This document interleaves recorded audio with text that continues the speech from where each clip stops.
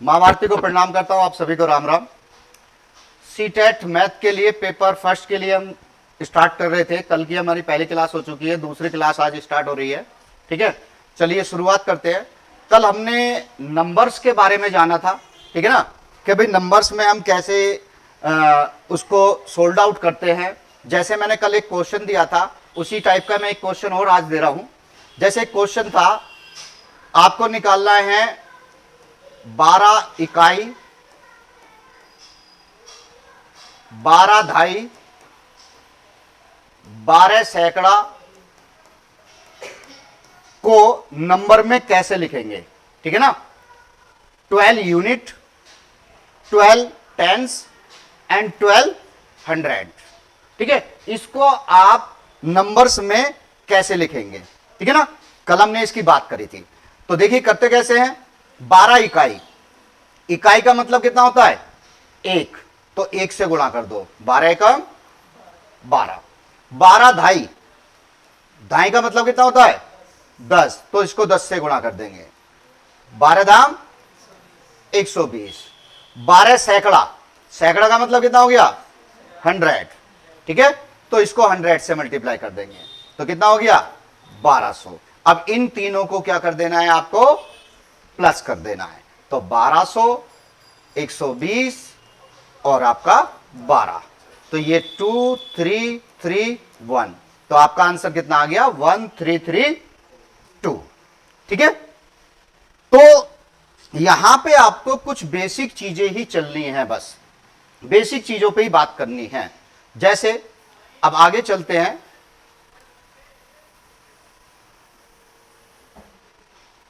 Basic चीजों की बात करेगा, जैसे आपको बताना है, उसने आपको दो भिन्न दे दी। भिन्न तो जानते हैं ना, फ्रैक्शन, भिन्न दे दी। भिन्न मैं पहले भी बता चुका हूं, फिर दोबारा से बता रहा हूं। भिन्न जो है 3 टाइप की भिन्न होती हैं। ठीक है ना, फ्रैक्शन जो होते हैं वो कितने टाइप के होते हैं, 3 टाइप के होते हैं। अब 3 टाइप के कौन कौन से होते हैं। पहला है आपका प्रॉपर फ्रैक्शन। ठीक है ना, प्रॉपर फ्रैक्शन कौन सा होता है भाई, फ्रैक्शन का मतलब क्या है, जिसमें दो चीजें होती हैं P बाई क्यू। ठीक है, ये होता है अंश और ये होता है हर। ठीक है, ये न्यूमरेटर एंड ये डिनोमिनेटर। ठीक है, जिसमें प्रॉपर फ्रैक्शन में क्या होगा, अंश जो होगा वो हर से छोटा होगा। ठीक है ना, अंश जो होगा वो हर से क्या होगा, छोटा होगा। न्यूमरेटर जो होगा वो डिनोमिनेटर से क्या होगा, छोटा होगा। ठीक है ना। दूसरा होता है आपका इम्प्रॉपर, इम्प्रॉपर फ्रैक्शन, जिसमें हर बड़ा होगा और वो अंश बड़ा होगा और हर क्या होगा, छोटा होगा। ये कहलाएगा आपका इम्प्रॉपर। ठीक है, तीसरा होता है आपका मिक्स फ्रैक्शन। ठीक है ना, मिक्स फ्रैक्शन यानी कि इम्प्रॉपर को ही हम किस में चेंज कर सकते हैं, मिक्स में कर सकते हैं। तो मिक्स फ्रैक्शन इसको लिखेंगे हम 4 को 3 से भाग करके 1 सही 1/3। ये हो गया आपका मिक्स फ्रैक्शन। कभी कभी यहां से बेसिक क्वेश्चन आपका क्या पूछेगा कि मिक्स फ्रैक्शन बनाने के लिए हमें किसकी आवश्यकता है। तो मिक्स फ्रैक्शन बनाने के लिए हमें किसकी आवश्यकता है, इम्प्रॉपर फ्रैक्शन की। हम मिक्स फ्रैक्शन जो हम बना सकते हैं उससे हम किससे बना सकते हैं, केवल इम्प्रॉपर से बना सकते हैं। जैसे क्वेश्चन एक कह दिया उसने, मान लो उसने दे दिया 3 सही 4/5, ये दे दिया, ये क्या है, मिक्स फ्रैक्शन। अब वो कहेगा इसको आप इम्प्रॉपर फ्रैक्शन में क्या करो, कन्वर्ट करो। ठीक है ना, अब इम्प्रॉपर में इसको कन्वर्ट करते हैं तो इसके यहां पे क्या करेंगे, गुणा, और यहां पे क्या करेंगे, प्लस। तो बोर्ड मास के अकॉर्डिंग पहले क्या होगी, गुणा होगी, उसके बाद क्या होगा, प्लस होगा। तो 5 दिया 15, 15 और 4 19, ये आ गया आपका 19/5। तो ये इसका क्या है, इम्प्रॉपर है। ठीक है ना, तो इम्प्रॉपर को ही हम किस में ला सकते हैं, मिक्स में ला सकते हैं, या फिर मिक्स को हम किस में ला सकते हैं, इम्प्रॉपर में ला सकते हैं। ठीक है ना। अब यहां पे एक क्वेश्चन आपका कहता है, अच्छा ये हमने लिख दिया 19/5, अब वो यहां पे एक वर्ड और यूज करता है, इसका व्युत्क्रम लिखिए, ठीक है ना। व्युत्क्रम यानी कि क्या बोलेंगे इंग्लिश में, रेसिप्रोकल। इसका रेसिप्रोकल लिखना है। रेसिप्रोकल का मतलब क्या होता है, उल्टा कर दो, टांग लटका दो उसकी, ठीक है ना। नीचे वाला ऊपर कर दो, ऊपर वाला नीचे कर दो। तो इसका व्युत्क्रम यानी कि क्या होगा, 5/19 होगा इसका, ठीक है ना। इसको हमने अब ये 5/19 कर दिया जब हमने इसको, तो ये कौन सा फ्रैक्शन बन गया, ये प्रॉपर फ्रैक्शन हो गया, ठीक है ना। यहां पे ये इम्प्रॉपर था, लेकिन जब हमने इसका व्युत्क्रम किया, ठीक है, रेसिप्रोकल किया, तो ये क्या बन गया, प्रॉपर फ्रैक्शन बन गया, ठीक है। अब यहां एक क्वेश्चन बहुत ज्यादा आता है। क्वेश्चन कहेगा जैसे 2/3 और आपका 3/5, इनमें आपको तुलना करनी है, तुलनात्मक, ठीक है ना, तुलना करनी है। अब तुलना करने के लिए हमारे पास में 3 साइन होते हैं। 3 साइन कौन कौन से होते हैं, वहां पे आपको तुलना करने की बात कहेगा और 3 साइन दे देगा। कौन कौन से साइन, एक तो ये साइन होता है, एक ये वाला साइन होता है, और एक ये वाला साइन होता है। ये वाला साइन क्या है, ग्रेटर देन, ये क्या साइन है, स्मॉलर देन, और ये क्या है, इक्वल टू। अब हमें इनमें दोनों में तुलना करनी है, कि तुलना करनी है इनमें से कौन सा साइन यहां पे आएगा, ठीक है ना। तुलनात्मक हमें इसका विवरण लिखना है, क्योंकि देखो सीटेट में आपको सीखना क्या है, बच्चों को पढ़ाने की कला सीखनी है ना। अब बच्चों को पढ़ाने के लिए कला सीखते हैं तो उसके लिए बच्चों के तरीके से ही जाना पड़ेगा ना, छोटे बेसिक तरीके से जाना पड़ेगा ना। तो बेसिक तरीके से जाते हैं, अब हमें इसकी तुलना करनी है। लेकिन हम यहां पे जब हम इसको सोल्व करेंगे तो हम छोटे बच्चों वाला लॉजिक नहीं लगाएंगे, हम इसमें बड़े वाला लॉजिक लगाएंगे।